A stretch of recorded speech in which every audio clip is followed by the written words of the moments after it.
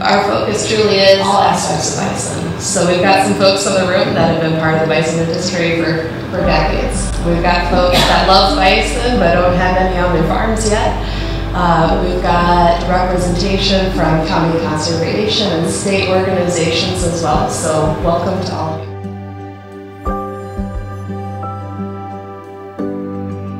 Does anyone have a running tally of how many cattle there are on this landscape in Canada, US, and Mexico right now? Somewhere between 30 and 60 million. We've had a 1-for-1 conversion rate. You have the lion's share, the bison share, if you will, of the bison population. You have most of it. About 85% of the entire bison population is privately owned. Grasslands and prairies are evolutionarily dependent on bison. If you want to bring back prairies and grasslands, we have to have bison. If you want to have bison, they need grass to eat.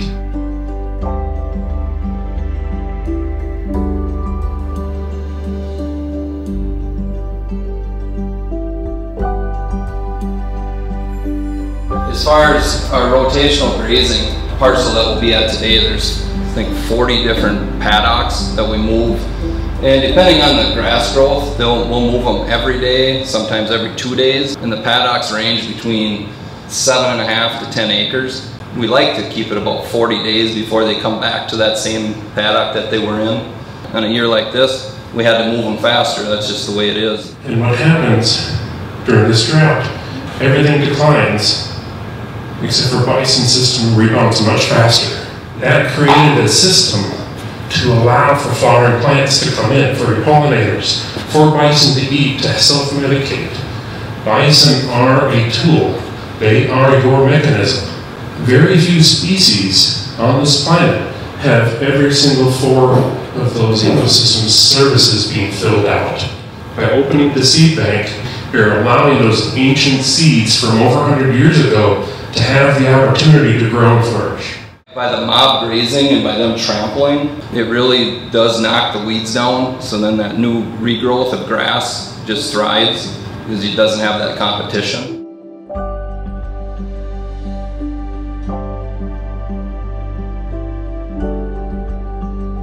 We don't know how much topsoil has been lost, so you may have to bring in seed to get those up and going again. You have no idea what you've inherited with that land. Just like we have very little idea what we've inherited with these bison. I'm learning something new about them almost every day.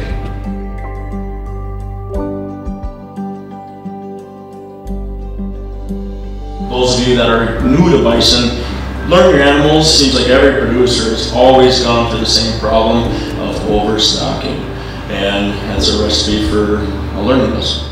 I had about 3 or 4 inches of rain through the whole summer, and guess what? I had too many animals, and now I started feeding hay in July, and I didn't really plan for that much drought, but that's costly.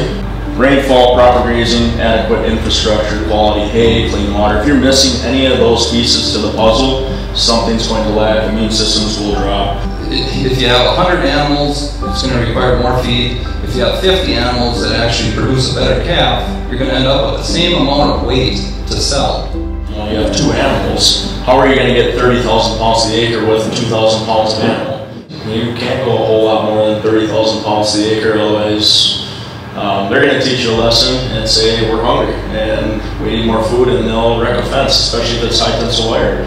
So you got to be on top of that if you're going to really mob graze. At one given time in a paddock, that number of animals in total weight to how many acres that piece is. You want a trample effect, and you want to break that stem so it stays vegetative, because then you have more sugars in your grass, and make sure that ground has cover on it. It works hand in hand with your summer grazing. Where you feed, you're going to add organic matter into your fertilizer, and you'll see improvements in your pasture, so it decomposes the thatch, decomposes the dung, getting it under the soil with other organisms and the biology in the soil. When that spring lush happens here in Wisconsin, for sure, it's too washy, too much protein. The bison don't need as much protein. They need to slow down their guts. So we feed hay throughout the summer. You can bale graze from 10 feet apart. As long as there's a little bit of an overlap, that biology in the soil will take off, and also hand in hand work with your summer grazing.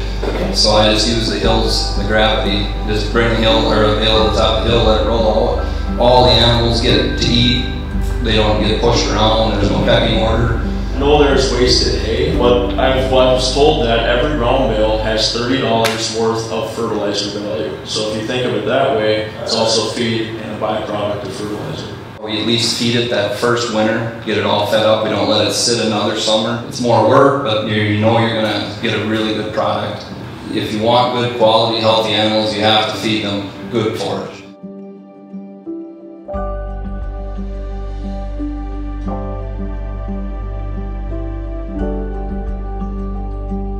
In holding areas, if a bison can see through it, there's a strong chance they're going to try to test it to see if they can go through it. It's also a visual for the bison when you move paddocks. Instead of having an opening or like that angle, they see through that, they see the wire, but it's training their mind with an H brace that, okay, here's the opening, the fence line's over here.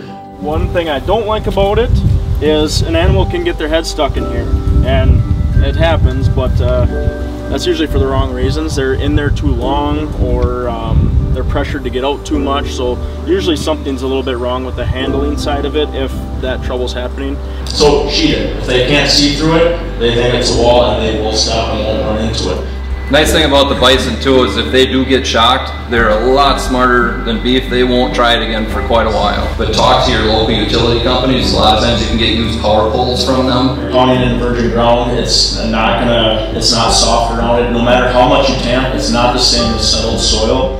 But if you foot the bill right off the bat and do it right, you will have high upfront costs, but less maintenance. Leading up to the chute, there's different styles of tub, where it swings in and pinches them and they're forced to go in. A bud box, which is a theory that when they go in, they want to go back to where they come from.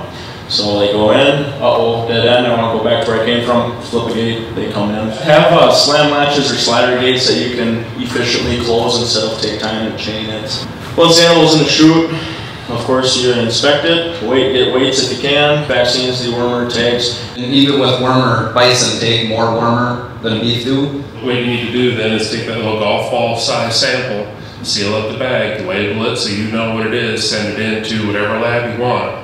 Then you have a better idea of what it is that you're fighting, rather than an all-out war on all diseases. Some animals are more resilient to parasites and sickness. You know, some are just healthy, they're always fleshy, they look great, they have a huge nice calf on them every year, and then other ones just, if you can see ribs, if their hair coat is dull, if that animal looks tucked in, gant, don't let it get worse. Where if they're in that same area over and over, they are going to consume eggs and they're going to be wormy. You have to just figure out your total weight of your herd, how much water they're consuming per day, and then mix it accordingly. And then just make sure they all have equal access to it. It's like a 75-degree, 80-degree day that seems to be best, because you know they're going to be thirsty enough to drink it. If you wait until you work them in the fall, that animal's going to come in, it's going to be thin, and that animal's not going to be worth anything to sell. The value that the National Bison Association brings forward is name recognition, but also respect. We're not coming in and saying, oh, we need thousands and billions of dollars. I am saying I need $2 million in focused MCF funding that can be designated for the completion of vaccine research and production of the vaccine. Because there's a major barrier that I see the industry facing, in that we don't have enough animals to convince the Merricks and Pfizers of the world that they're going to make cash off of us in the production of this vaccine. But this is critical for our herd health and the health of the national mammal. That's one thing that early on when I first started, I didn't do a very good job of record keeping, but now I keep records on everything. So you could ask me about any animal in this pasture, I can go back and tell you who its mother was, who its sire was. These early wean calves, they just don't do well at all. It's early enough now where they'll still be nursing on their mother, so you can tell. It gets a little tricky when it gets closer to spring because the mothers are going to start kicking those calves away.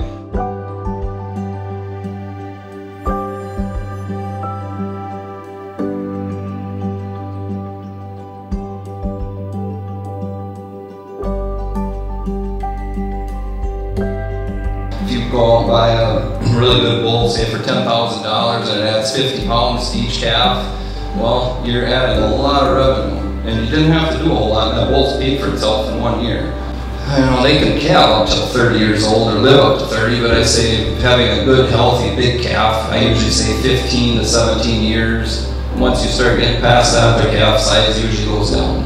If you have cows that are skipping every other year, well, it's not profitable. You may as well get rid of them and have a cow that calves every year. The next question that's going to come is, what are calves going to be worth this fall? The average bull was 638 pounds. The average price for those bulls is $3.95 a pound. That makes a fed bull worth $2,520. So you want to make sure that animal, those calves are fleshy, gain well, and if you're selling them to feeders, they're not going to buy from you the next year if they don't do well. That's just the way it is. There's enough calves out there for them to pick and choose. So what does that make your calf worth? Their feed cost at $3.75 a day is $1,369. The other thing I asked them is, what is freight?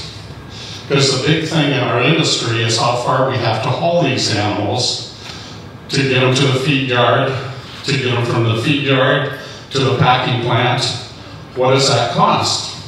$5.50 a mile. So you take that freight at $5.50 a mile, and every animal has a freight factor of $100 a head. Now, if you haul them from the farm to the feedlot, and from the feedlot to the packing plant, you got 2 hauls, right? I just used $100 for freight per head. And then the other thing that came up this week, and I had never thought about, the feeders all say, yes, corn went down, feed has went down in price. But in exchange for that, interest went from 4 to 8%. So that means that bull calf that you sell to the feeder is a break even for the feeder. Now, I didn't come here to give you guys the bad news, because I've also asked some questions about what are calves going to be worth this fall.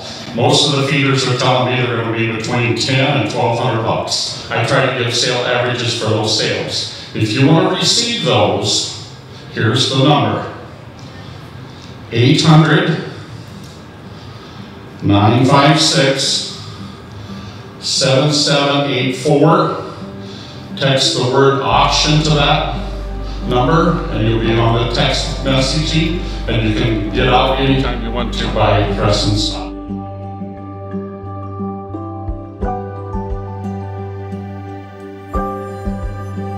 So the MBA was merged in 1995. That means we're coming on about 30 years of existence. And it's a nonprofit association for producers, marketers, and bison enthusiasts. And I've never seen this level of collaboration and actually talking and sharing of knowledge. We're not trying to keep trade secrets. We're trying to actually put things forward so people can be the best possible caretakers for the animal and the land. And along with that, we end up helping our communities and creating sustainable food systems as well. And just as our bison production methods differ across different landscapes, so does the way that we raise food for consumption. At the national level, I can't keep a pulse on everything happening everywhere. That's why you need your local organizations. You've got some real strength here in this corner of the world. That people are interested in researching bison and really curious of what's happening with this restoration story that is not found anywhere else in the world. We want to actually work together to celebrate what the heritage has been of bison, but also look forward to what the story can be.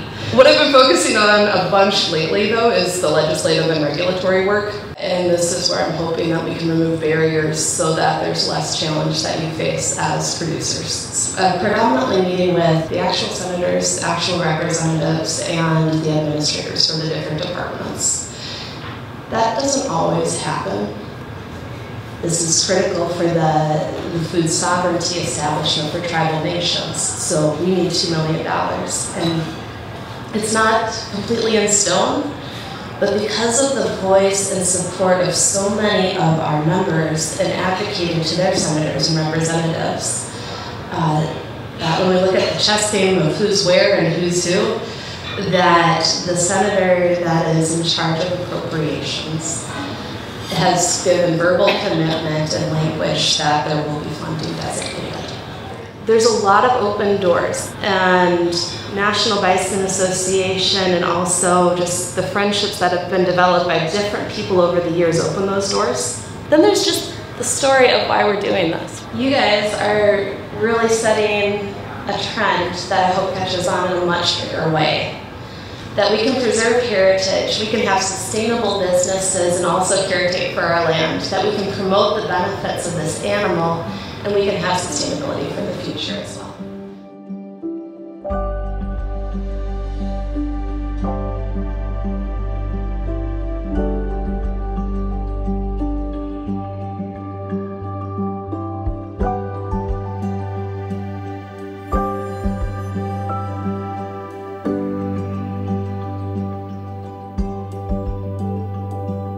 Our numbers are growing thanks to your work.